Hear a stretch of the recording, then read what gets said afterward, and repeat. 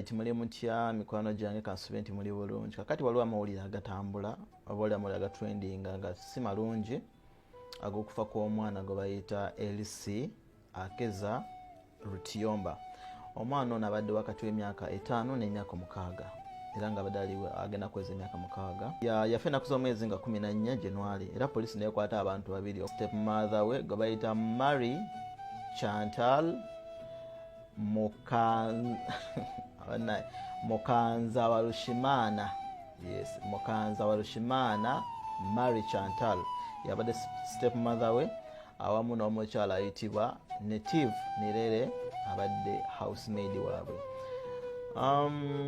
Omwana ono ajja atya okuba nti abadde awo ne step mother ne housemaid.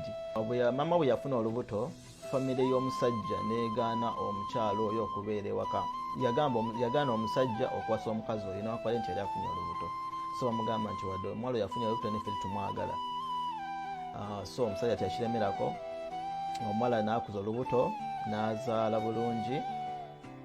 Era nga omwana abadde mu mikono gyabwe bombi, abadde olumu abeera eri ewa maama, oluusi n'abeera enewaani ewa dadi we.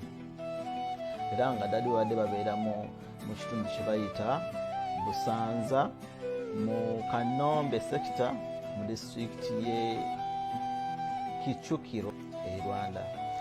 So omwana oyo n'akulira mu mikono egyo ng'olumu abeera wa dadi we, olumu abeera wani wa mami we. Naye ng'oluvannyuma lw'omusajja oyo okumulemesa omukyala gwe yayagala, yasalawo n'afuna omukyala omulala. Era gwe badde bakakola ki? Badde bakazaala omwana wa myezi 3. Omwana ono yafudde ennaku z'omwezi nga 14 January 2022.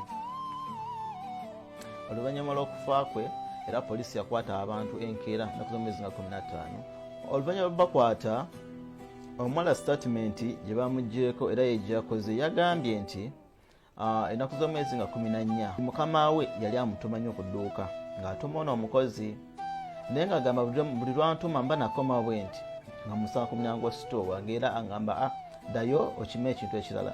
Mukati n'omuwala oyo yali akole waka n'akola ki? Neyeekengera nga alaba waliwo ekintu ekitali kituufu olw'ensonga mukama we yali eyisaamu, ate nga era yagamba nti mukama we yali ayisa bubi omwana oyo newankubadde nti ebbanga yabeerangawo ttono era nga yagenza okufaadde akamalawo just wiiki emu.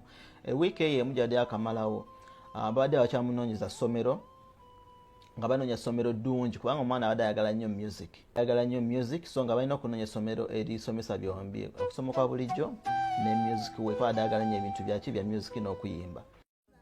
So ono omuwala agamba nti yeekengeramu olwa mukama we engeri gyali amutumamu ekintu kimu ku kirala ku kirala nga aba yakamutuma kino tamukkiriza na kuyingira nju ng'addamu akola ki? Amutuma ekintu ekirala nga era ayimiridde ku mulyango gwa sitowa era amutumira ebyo byonna.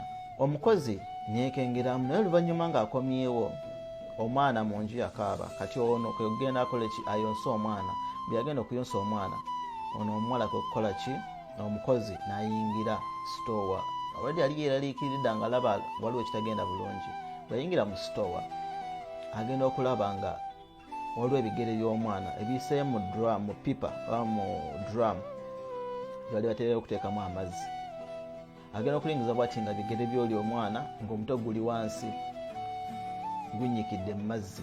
Naye ate nga yagamba bali bamaze ebbanga ng'eyo drum tebajja giteekamu mazzi, naye ku olwo yasanga mulimu amazzi nga n'omutwe gw'omwana guli munda era tiyamukwatako, yakuba bukuba enduulu naye abantu abakoze eki?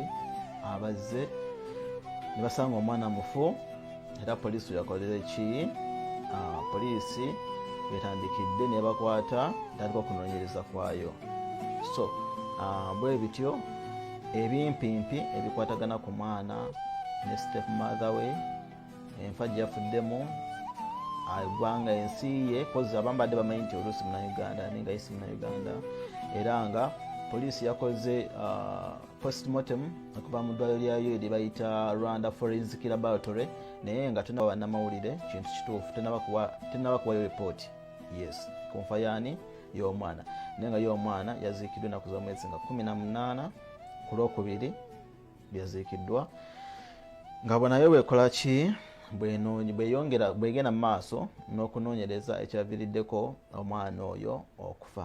Yuzuye ibiteye ubwoba n'ibiduca intege,